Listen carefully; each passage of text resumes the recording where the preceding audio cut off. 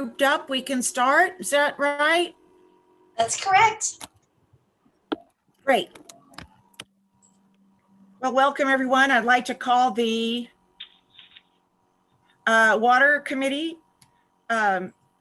together. I had too much coffee, sorry.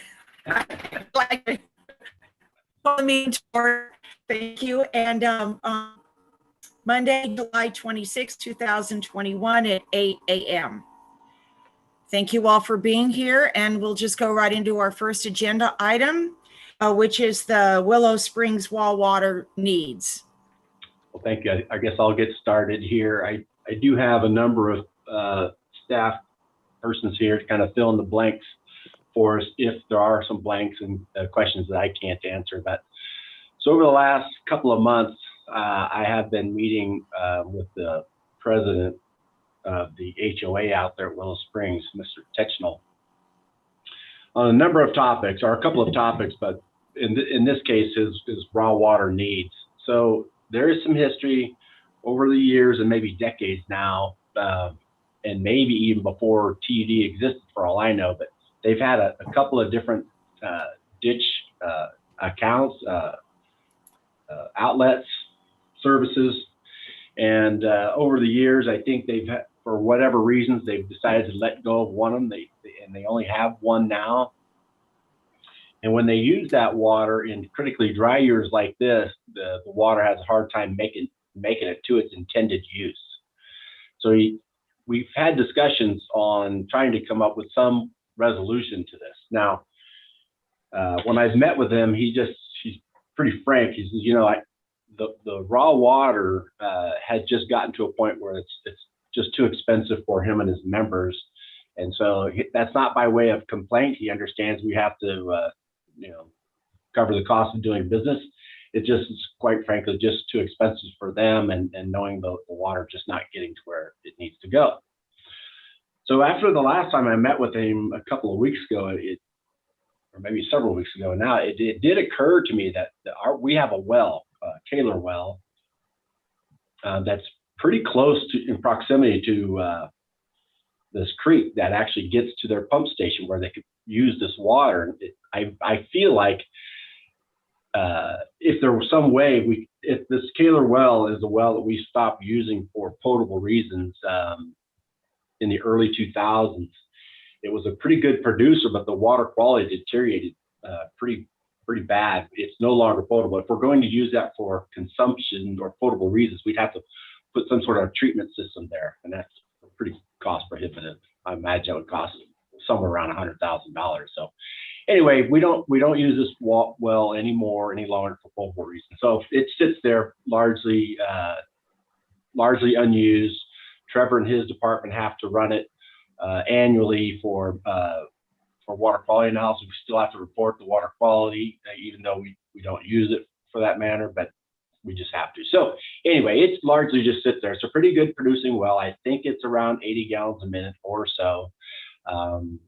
So I was just wondering if there was some way we could use this water to offset his raw water account so that the water gets to where it needs to go for their intended use. They use it for irrigation purposes mostly, but when they have two ponds, an upper and a lower pond, if you didn't know that already. So they use this water for irrigation purposes mostly, and then there is some recreation value to the pond. Both ponds are accessible to at least the HOA. I don't know if the entire public is welcome there. I should know. I live there, but I don't know the answer to that. And then of course, it does. If the ponds are full and there's a fire nearby, it acts as a place where the helicopters come and dip water out and use for fire protection. So anyway, that's a long way to say I'm looking for some direction, Director Balin and Director Ringen, on how we might go about using this well water, or even if we want to use this well water for their needs in critical times like this.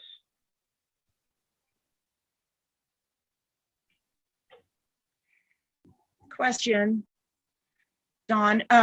You said the well water could be channeled into the pond via like a seasonal creek or seasonal drainage? Yeah, Eric, chime in. The name of the creek is escaping me right now. It's a You and me Creek. both. Isn't it Curtis Creek? If I had a map, anyway, it's a creek. It is a creek, Barbara. I want to say, oh, did she have to? She probably had to log out. Oh, there she is. I believe that's Curtis Creek, Barbara.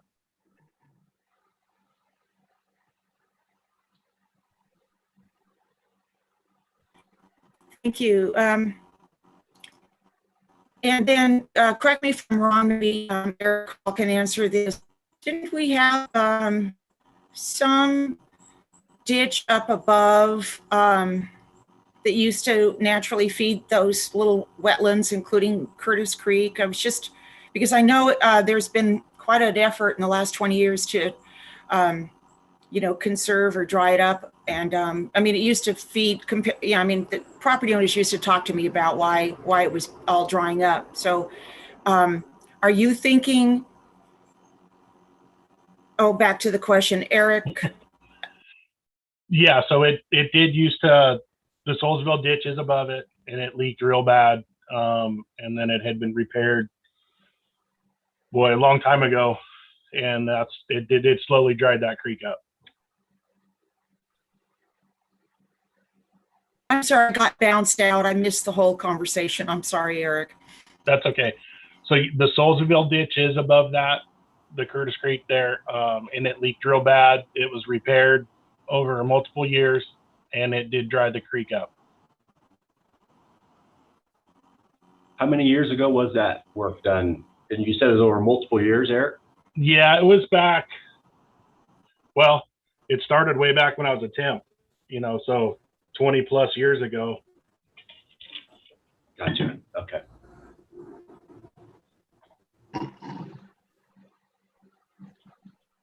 What would, I'm sorry, Ron, did you have your hand up? I apologize. Well, I will want to hop in here, but I want to wait till you're done.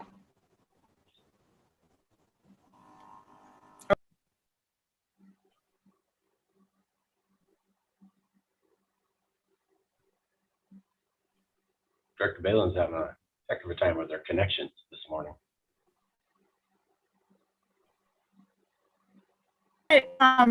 Leave me get back, and I seem to have a not very good connection. I'm sorry. So I will leave the meeting and jump back in. So go ahead, Ron. I'm sorry. Yeah, no problem. So Don, I think the idea of doing this is pretty good, but a couple of things that comes to my mind is one, how are we going to charge for this water? That's number one. What's going to be the metrics on that? And then also, if it's not going to get piped, it's going to go down a ditch. How much of it are we going to lose to the ditch, or I mean to that creek? Yeah, two good questions on the how we're going to charge for that.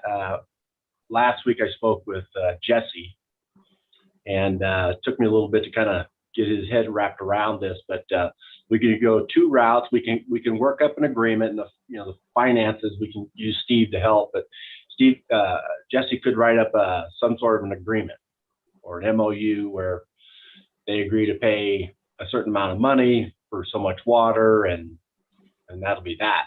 The other thing he said, if you're just truly not going to use the well ever for potable reasons, and you're just exercising the pump, you could one way or another get this deeded over to the HOA and let them pay for all of the operation and maintenance.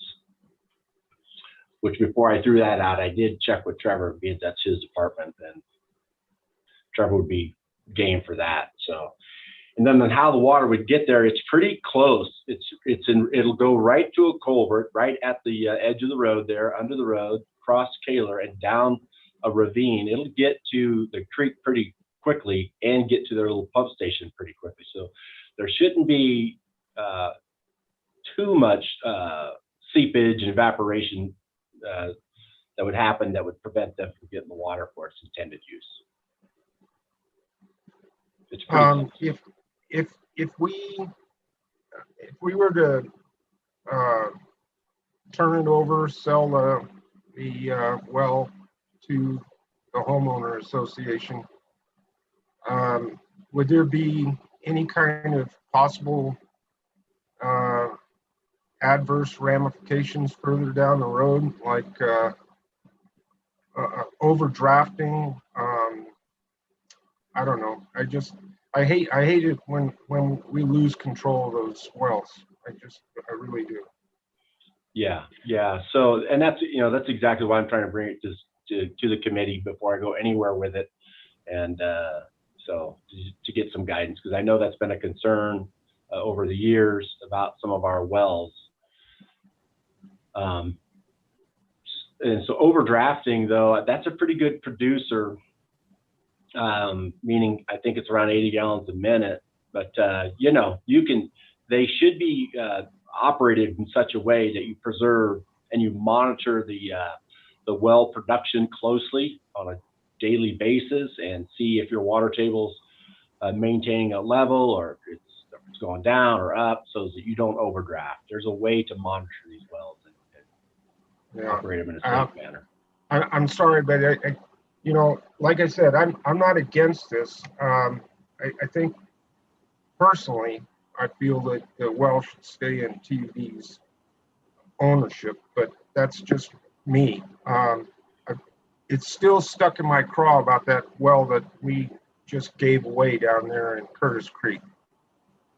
That's where some of my feelings come from. Yeah, I'm familiar. Thank you, Ron.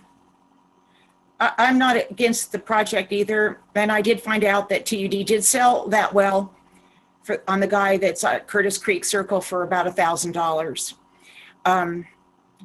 My concern is that over time, from the time that PG&E had the system, it created a lot of wetlands. Over the years, TUD's just dried up without any mitigation, without any of the state saying, wait a minute, this is waters of the United States. We need to do a mitigation 2-to-1 in this area. We just dried it up. And with the competing wells all over the county, I think we have changed the flow regime and the whole ability of this county to hydrate, like it or not. The way the ditch flowed throughout and was knitted into Curtis Creek and some of the other creeks throughout the county. At any rate, what's done is done. I think this is a reasonable request just for the fact that, fire is a reality. I'm very worried, as I know you are too, Ron. Everybody's worried about where they live and the fuel load and how dry everything is. And would they be willing to buy this well, let's say for the same price we sold the one in Curtis Creek? I kind of thought Mr. Tetchell would be on this Zoom meeting. He may have forgotten, or I didn't speak with him this morning. So, he's a pretty reasonable person I've come to know. He's probably open to any suggestions, so I can certainly go back to him and ask that question. Would they be willing to put in a dry barrel hydrant similar to Shady Brook up at Twainhart? I've touched on that topic with him before, and he's pretty reasonable and not doesn't object to it at this point. It would be good to have some community-wide benefit, if possible, as a condition of the sale, perhaps. Right. If we can do that. Right. What do you think, Ron? I totally agree with that. I did want to ask, as long as we're talking about those two ponds, there's only two ponds, right? They're in Willow Springs. Yes, that I'm aware of, yes, that they Okay. maintain. And they're interconnected. Somehow, some way, they are. Maybe Okay. Eric knows. I don't know But- how they are. I know Tom Sasha lives right on the lower one. Right. I don't know. I think, yeah, if it had a dry hydrant, so it's a community-wide benefit, that would really make a lot more sense. I mean, 'cause it's not like they couldn't use some fire water in that area. I mean, it'd be nice to have it right there at your fingertips. Right. Well, I can report back to him or go to him and ask these very questions and report back to you at a later date. So, So let's say right now, even though we don't have any formal recommendation, I would say the informal one is to work with the homeowners association and see if there's something that's mutually beneficial that we can arrive at.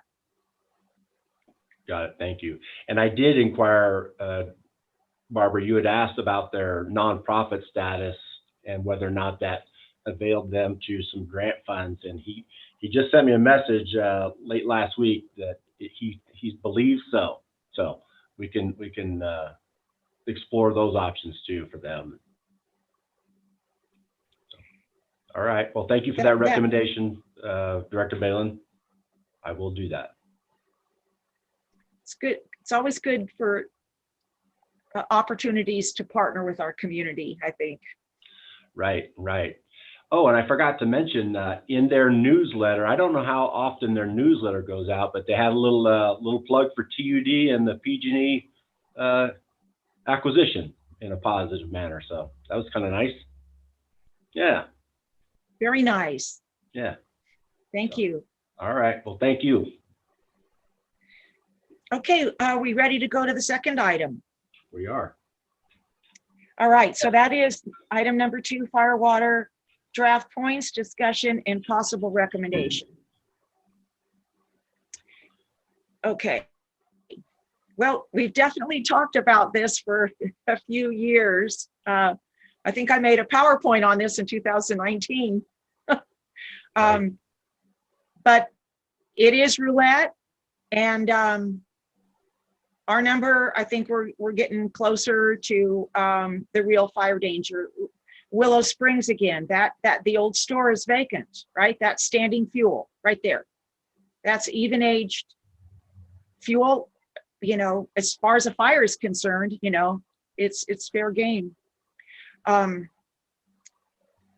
So let's talk about this. Let's see if there's something that we can do right now. I mean, one thing that confuses me is we have this amazing opportunity to continue helping our community even during a PG&E outage. We have gravity-fed water. We have areas where there are no fire hydrants. We can purchase half a dozen of these water bladders. We use them in the Forest Service, and they blow them up with water, and you plug an area like that little stretch of ditch right between Enterprise car rental and the bank. Plug that up and have a a brigade, a water water tender brigade going through there. That is under our control. That is something that we can say we're going to do. I don't know how much these bladder, sandbag things cost, but once you fill them with water, then they're providing a dam. I do think that for a minimum cost, or maybe we can get a Sonora Area Foundation grant, that we can do some demonstration what would you call them? Areas and have them signed, fire truck access, couple of signs, you know, those are a couple $100, and actually get some good publicity on this, because the wolf is at our door. And this may not be the pie in the sky fire water draft points, but we can do a lot with very little. We've got some real talent on board to be able to identify some areas, GIS them, give them to the county, have them as part of their fire overlay. And I'm just going to say one thing before I give the floor to Ron. For the group here and for the public, some of us met with Paradise Survivor from the Parks and Recreation, and they are absolutely rethinking how they're doing things after the Paradise burn. And one of the things that they recommended to us is go for those properties that could contribute to the community in terms of risk reduction, that you have control over. So I think that was a real major message. Underutilized properties, our little treatment plant right behind Tractor Supply is another example. And at least map some of these areas, because what they realized in Paradise is with these dead ends and all these streets that don't mix and nobody knows where the water is, that they were putting young people from outside the area in harm's way. And that really sits with me. I don't want young firefighters coming up here not thinking that there's a street and they don't connect, and developers cutting corners and they don't, and the water source is right there and they don't even know it. And if it's all fine and I just am the only one that doesn't have a map in front of me with fire water draft points on it and fire hydrants, then I need to see the map before I let up on this. I think it's something that we need to contribute to our community.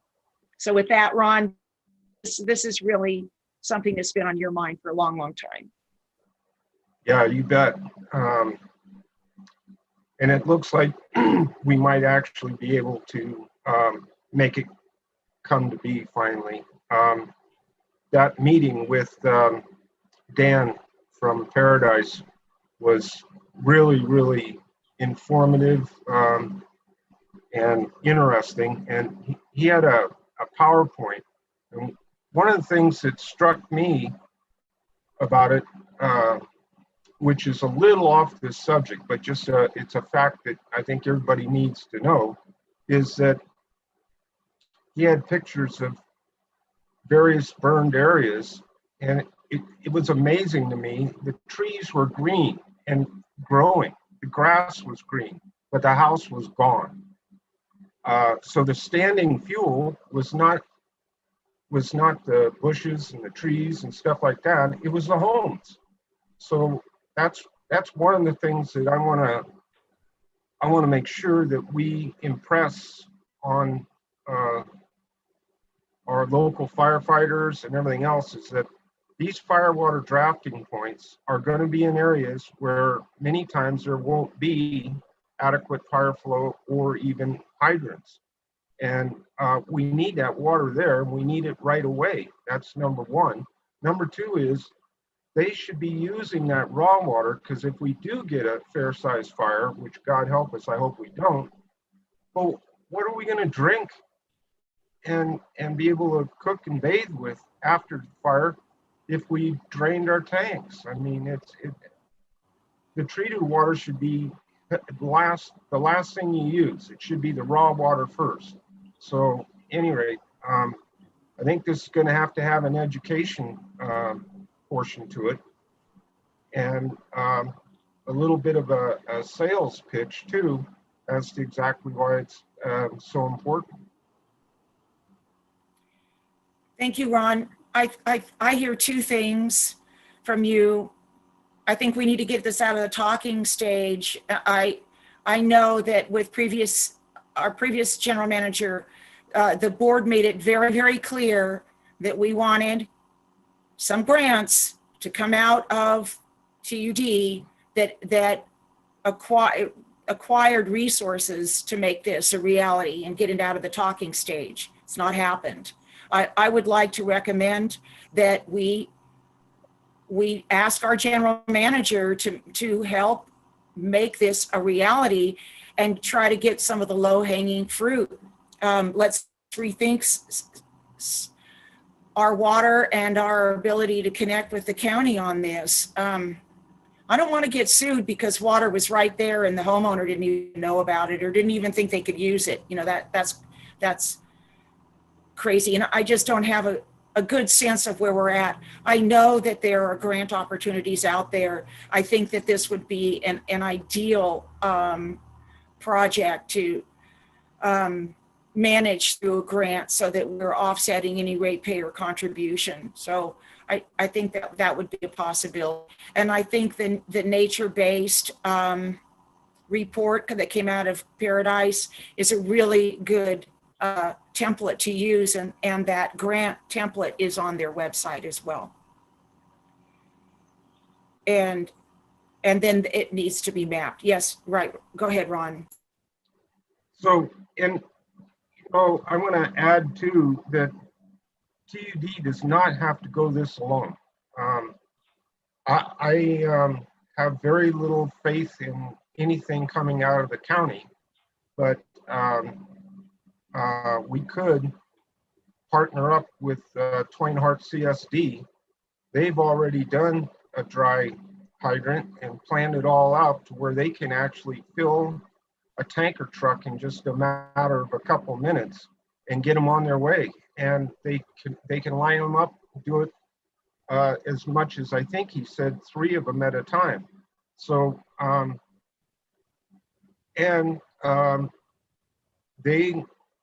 they have some very progressive thinking going on up there, and like this stormwater project that they've got going that is just incredible. I'm not going to get into that because it's off subject, but I'm just saying that we don't have to go it alone. If we could partner up with them, and maybe there's others, I don't know, but I think that if the water groups all were locked arms on this, that this thing would fly through.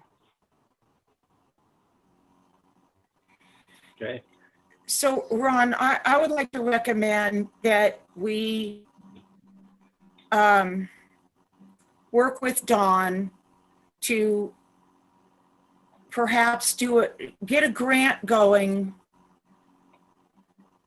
that identifies some pilot areas that we sign and we make the access safe, and that we, with minimal investment, especially areas, I don't know where the fire hydrants are around Willow Springs. Perhaps we're really going to make a difference there with partnering with them to have these 2 reservoirs topped off with that well. But in any case, maybe we could get a grant that would locate maybe 5. Let's say we get a $10,000 or $20,000 grant. We locate 5 areas that are well signed, that are mapped as pilots, and begin the process. It would be great if we had a larger grant, but I think if we make some small steps, that's at least some progress in identifying some of these areas that are either located on a reservoir.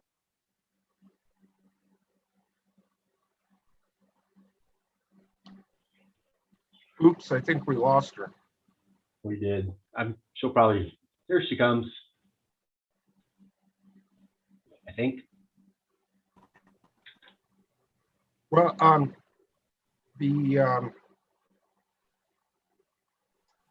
was I going to say when I lost my train of thought here? I'll think of it in a minute. Last week, Ron, didn't you provide? Oh, that's what I wanted to tell you. Thank you. Yeah, that's the grant that I got through the IRWM and sent it to you folks. That sounds like to me we could get that planning money out of there. That's number one. if we were successful in getting a grant through that, because that is a CAL FIRE, that is CAL FIRE money. And why would they not want more water in areas that they don't have water right now for the protection of the area? So that's number one. And then, God, I'm having a hard time this morning. Got old man thinking here. What was I going to say? I don't know. I'll think of it. I'll come back to it. Well, thank you both. I feel like I've got some pretty good, clear direction and marching orders. So I'll work on those things, and I'll probably work offline with both of you, Barbara and Ron, from time to time, just to make sure I've got all the right pieces of information I need so we can move forward on these things. So thank you. Thank you. I had to get on another computer with a more stable connection, so I apologize. I missed most of that, but I'm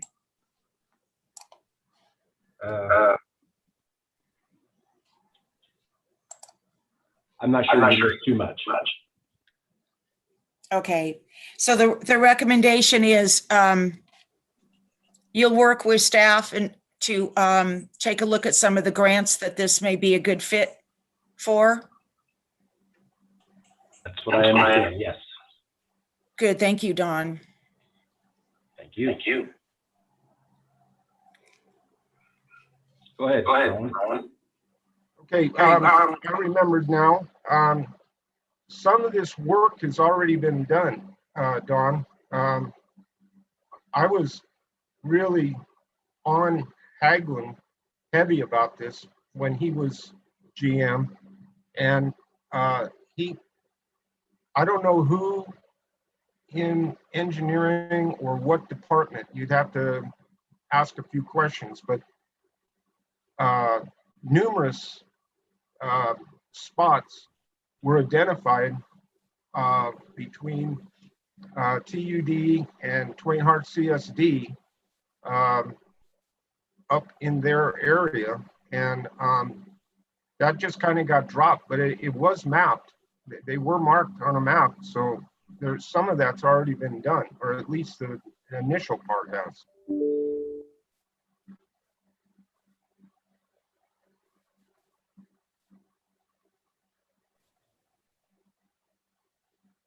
Yeah, I don't know where that information is, but I have a feeling that that was partly CAL FIRE also, but I just always feel better with TUD taking the lead and giving that information to CAL FIRE, because then we know where they're going on our system, and we've approved it and we've mapped it, and we're letting them know where it's safe access for water. That's Right, so. right. And I think here recently, and thank you, Eric Hall, I know you're going to chime in and give me some answers. I knew you had the answers, but before Eric takes over, I know Eric and Matt have both been in contact with different fire agencies throughout the county to begin this conversation about knowing where these water drafting points are located and how we can better serve them. And like you said, the foreigners that are coming here from LA to fight a fire, and so we are working on those things. So Eric, you have the answers for me, right? Yeah. So we do. We still have, I just looked it up. We still have all those lat longs and GPS points. I think there's 22 spots that we had picked and gone over with CAL FIRE. They have the points still. I believe, I don't know if it's in the same hands of the person that I went with, but we still have all that information to pass out if need be. That's great. And then maybe you can share that with me. I'm sure you did however many years ago, but it's been that many years. So if you have that at your fingertips, I'd like to see those, please. Thank you. Go ahead, Ron. So the only other suggestion that I would have at this moment is that, and I'm going to be very positive about this, once we've got the fire water draft points in place, notice I'm not saying if, I'm I'm saying when. Then we're gonna GPS them, right? And make sure that the various fire departments and so on have access to it. But I think we better test it out real close so we don't have any situations like buses going down Old Wards Ferry Road. Did you see that? Yeah, It's crazy. Well, It could you is. imagine a fire truck? I mean, that's what happens. And no, this is real. And our only chance of surviving is to cost this out beforehand, because the uploading of the work that we do right now, like each site, like let's say Eric had mentioned these 22 sites, each one of them are going to need stuff. They're going to need access. They're going to need gravel. They're going to need widening. They're going to need a signage. They're going to need to be mapped. They're going to need a bladder or sandbags or whatever. Each one of these sites is really going to need to be costed out. But I will tell you that that is going to save on post-fire recovery costs, hands down. The more we can do this kind of planning, the more we're going to save on the other end. I just can't stress this enough. Go ahead, Ron.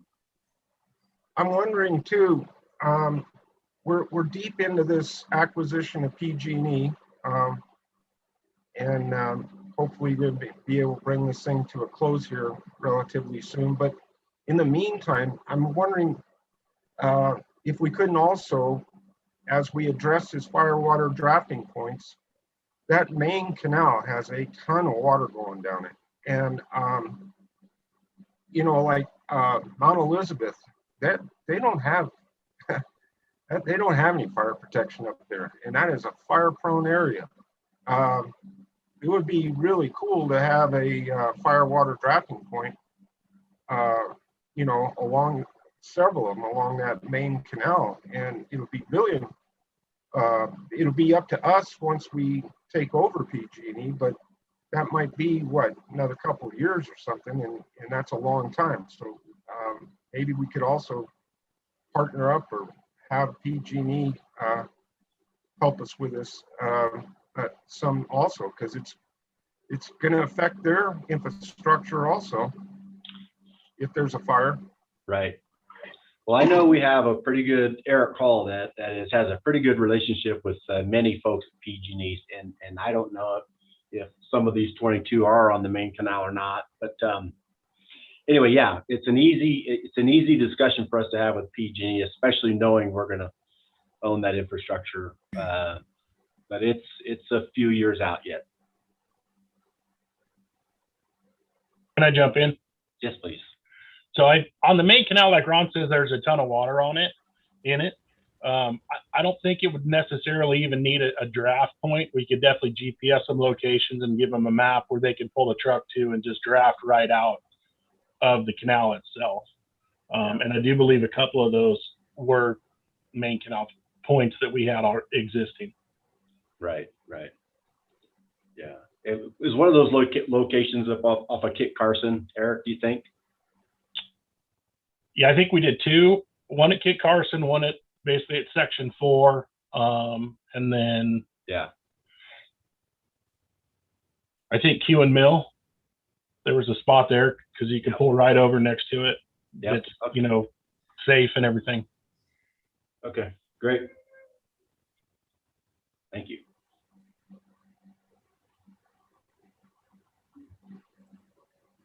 Well, it would be nice to shoot for these grant windows that are coming up. And Sonora Area Foundation may be interested also. Okay, You know, it's just this is the window right now. right. It's on everybody's mind, so Mhm. there's probably lots of opportunities. And that's why I have Michaela listening in. She's taking good notes for me, and we'll get going on them. So we'll recommend moving forward and with those sites that Eric has taken a look at, and 22 sites, and see about costing those out and going forward with the grant. Is that Right. our recommend, Ron? Yeah, that sounds good, but I wanted to ask if I could get a blessing from the committee to talk to my really good friend Dana Mayo, who is on the board of that, what did you call it, the foundation? Snow Area Foundation. Well, Yeah, so I would approach him if I had everybody's okay. well, but you don't know what we're asking yet. Well, I just want to get the subject started. Kind of let him know what we're trying to do, and maybe put the first pitch in is after we get it together, when we have a plan, do you think the foundation would be interested in trying to get monetarily involved so that we can help protect our communities?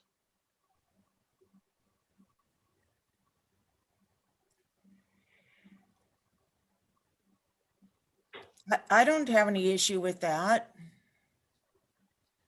Okay, well, I mean, I'll do it kind of just informational, low key, and just kind of get the conversation started, or the thinking. That's a better way of putting it, is the thinking. And then I think our big thrust is going to be finding that planning grant and putting together our plan, and then finalize location of where, after we got it, then actually figuring out where the locations are that are going to work the best, and then we can move forward big time. Very good. Sounds good. Well, I don't have anything further on the subject. I don't either. Took good notes. I'm sure Michaela did too. And Eric, thank you for your participation. Appreciate it. Hi, Michaela. Do you have any questions, Michaela? I guess I should ask. No, not right now. Okay, thank you. Okay. Anybody else have anything? No? All right. I think we're good here. Hi, Well, thank Steve. you. Thanks for being there, everyone.